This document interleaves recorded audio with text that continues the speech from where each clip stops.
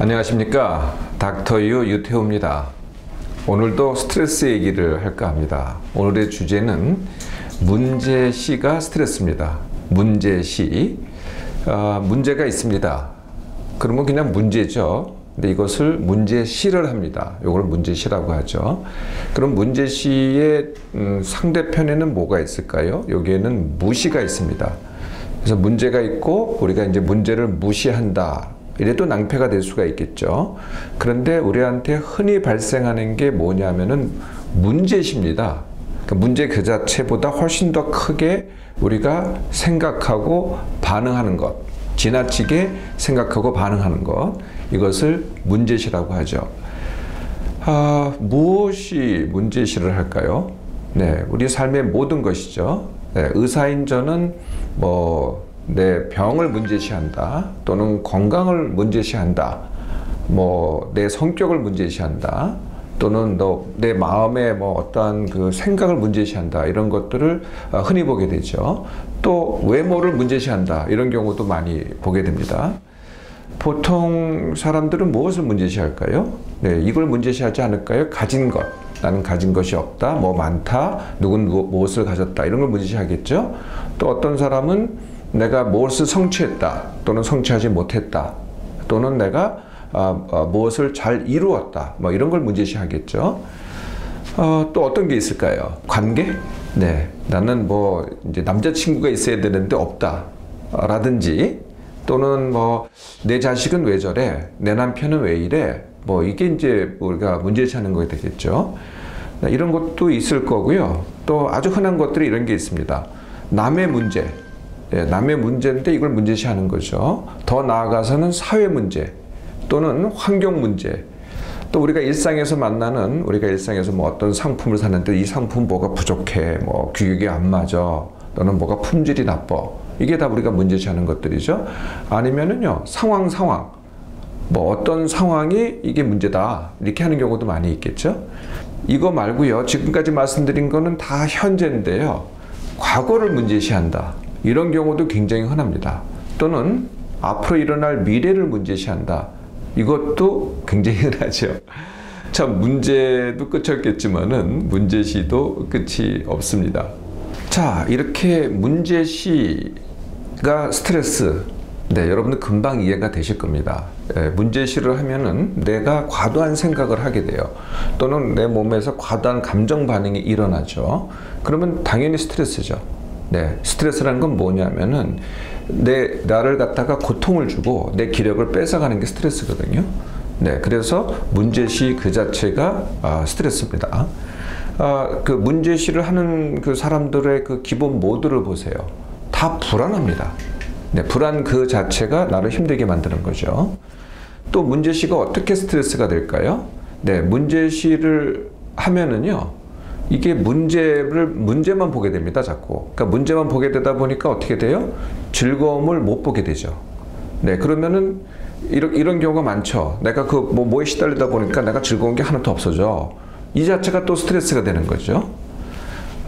문제시를 자꾸 하다 보면은 결과가 나쁜 경우가 많습니다.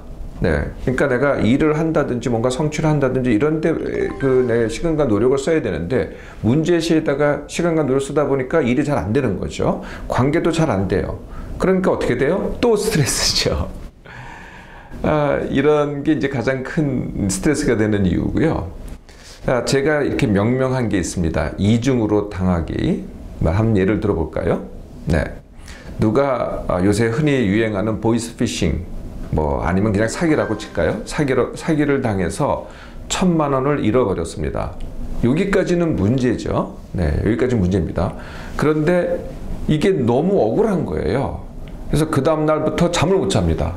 잠을 못 자고 억울하고, 그러니까 하루가 그냥 하루하루가 고통스러워요. 그러니까 그걸 잊으려다 보니까 술을 마셔요. 잠을 못 자고 술을 마시고 남한테 원통하다고 얘기하고 어디 가서 호소하고, 이게 한 달이 갑니다.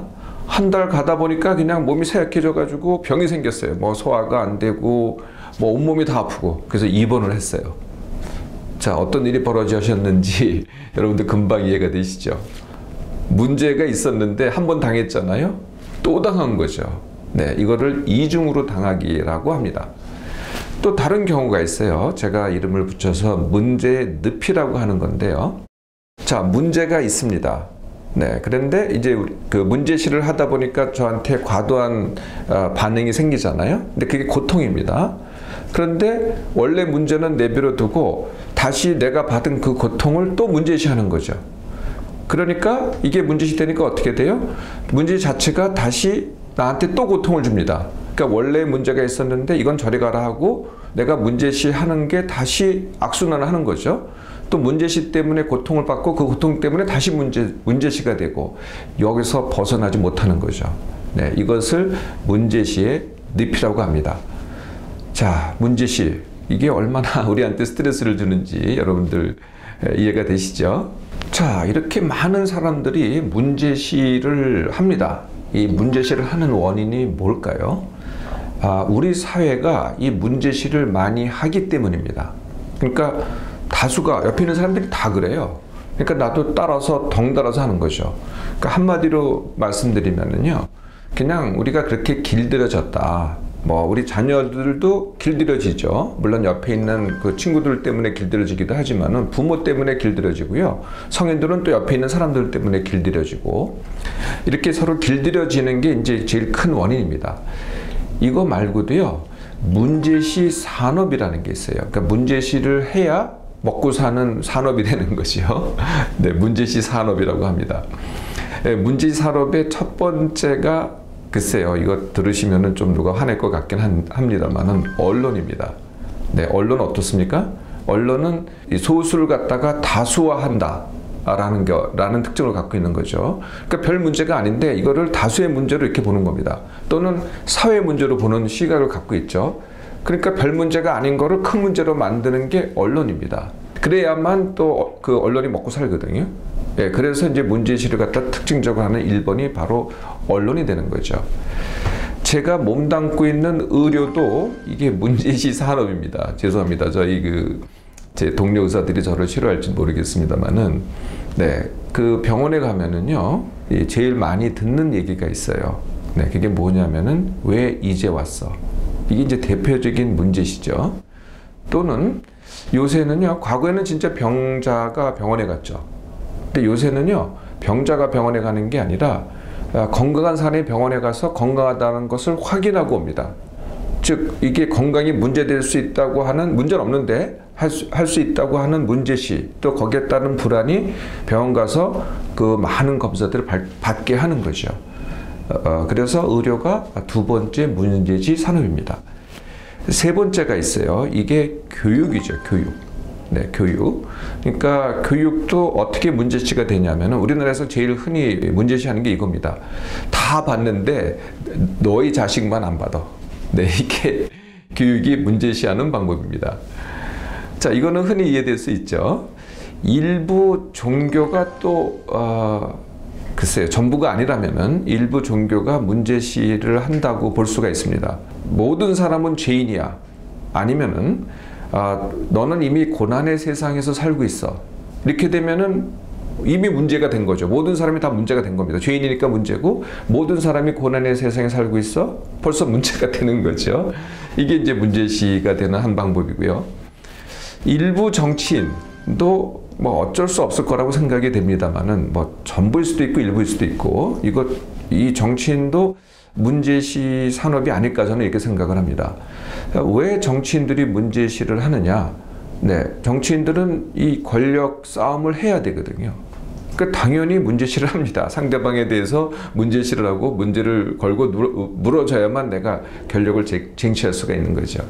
이래서 정치도 문제시하는 산업이라고 볼 수가 있는 거죠. 우리가 이 다수가 그렇고 또 이렇게 문제시를 촉진하는 산업이 이렇게 활발하기 때문에 우리나라에는 이렇게 문제시가 많은 겁니다. 자, 어떻게 하면 될까요? 네, 그래서 다들 무시를 걱정하잖아요. 내가 이거 무시하면 안 돼. 그거 무시하면 큰일 나. 다들 무시를 걱정하는데요. 저는 반대로 비문제시를 하라고 이렇게 말씀드리고 싶습니다. 무시가 아닌 비문제시죠. 그러니까 문제를 그냥 문제로만 보자는 거죠. 우리가 이제 보통 이게 문제야, 저게 문제야, 뭐 이 나라는 이게 문제야, 또는 이 사회는 이게 문제야. 아마 귀가 따갑도록 들을 겁니다. 자, 거기에만 집중하지 마시고요. 이런 질문을 해보시라는 거죠.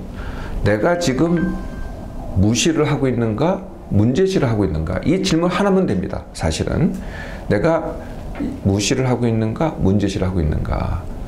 이 질문만 하면은요, 다 많은 분들이 내가 지나치게 문제시하고 있다라는 대답을 하시게 될 겁니다. 근데 이 질문을 안 하세요.